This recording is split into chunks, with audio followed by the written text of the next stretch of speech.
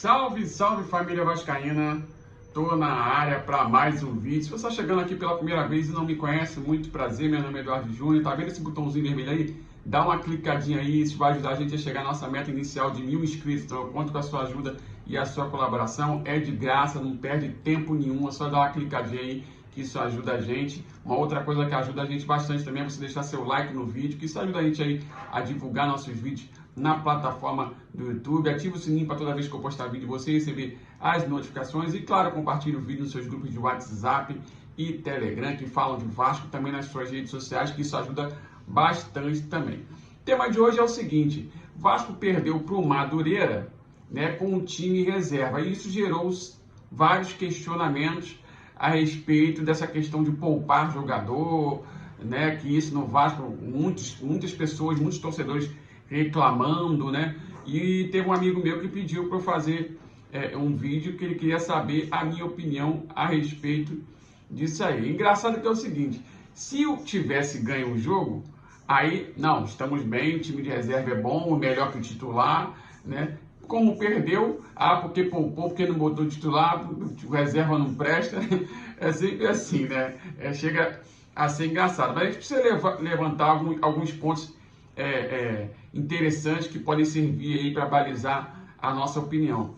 A gente tem que se remeter ao Capres, né? Eu lembro muito do Capres, daqueles aparelhos que eram usados nos jogadores, né? Na época o Capres foi uma estrutura muito endeusada pelo Eurico Miranda, que tinha como o homem-chefe ali o Alex Evangelista, né? E a gente via aqueles aparelhos, né? Os jogadores na pré-temporada sendo monitorados, no sentido de confecção de relatório a respeito de parâmetros físicos, né?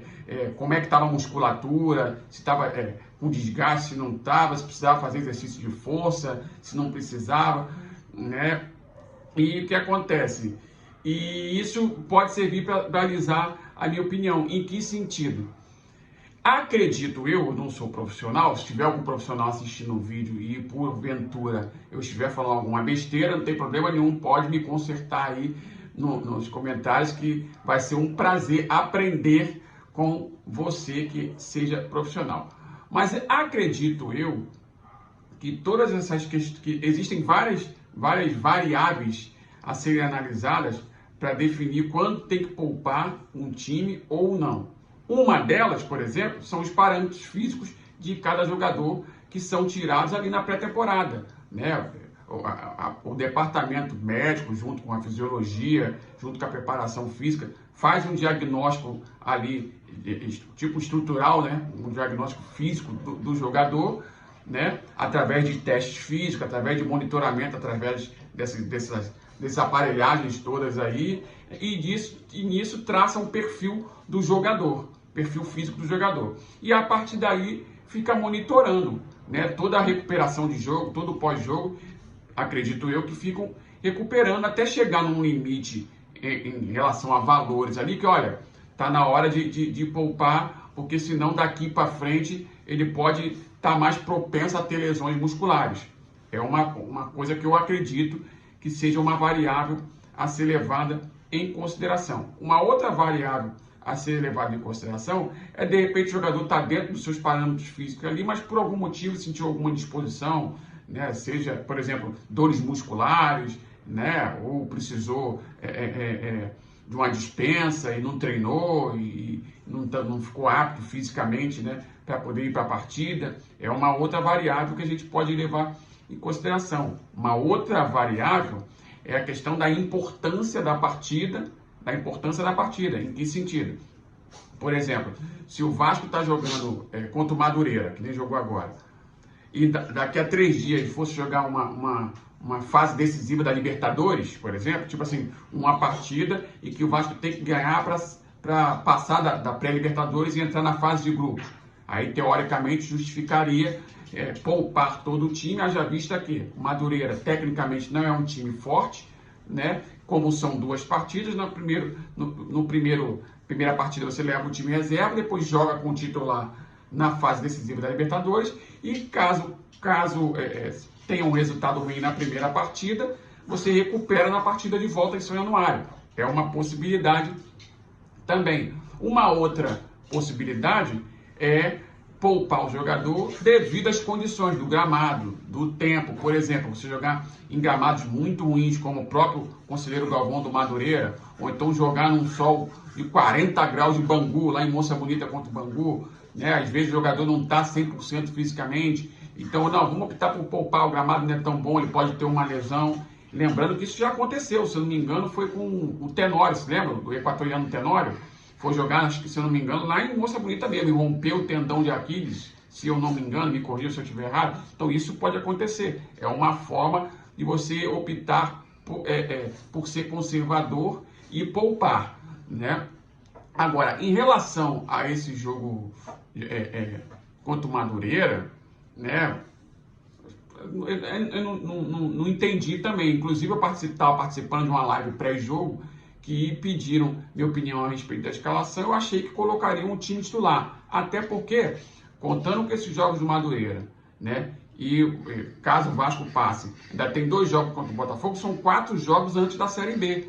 Então eu acreditava que o que não, eles vão colocar em campo o time titular para começar a dar ritmo, time titular, para começar a dar um entrosamento maior, já visto que o time ainda está desequilibrado, tem a questão dos problemas defensivos, das bolas aéreas, né? Eu acreditava que iriam colocar o time titular em campo com o Rômulo, recém-chegado, no banco e entrando no segundo tempo ali, em poucos minutos, para poder ir aumentando a minutagem dele em campo, até porque ele acreditou que ele veio para ser titular. E optaram por vir com o time reserva, mesmo não tendo nenhuma partida decisiva, né, entre aí os jogos contra o Madureira. O Vasco só disputa a Taça Rio e depois tem a questão da Copa do Brasil, que eu não me recordo quando é a data, e depois a Série B, né? Então, assim, pode bater naquela outra variável que eu falei para vocês, a questão do monitoramento ali físico dos jogadores. Ó, essa partida aí não é tão importante,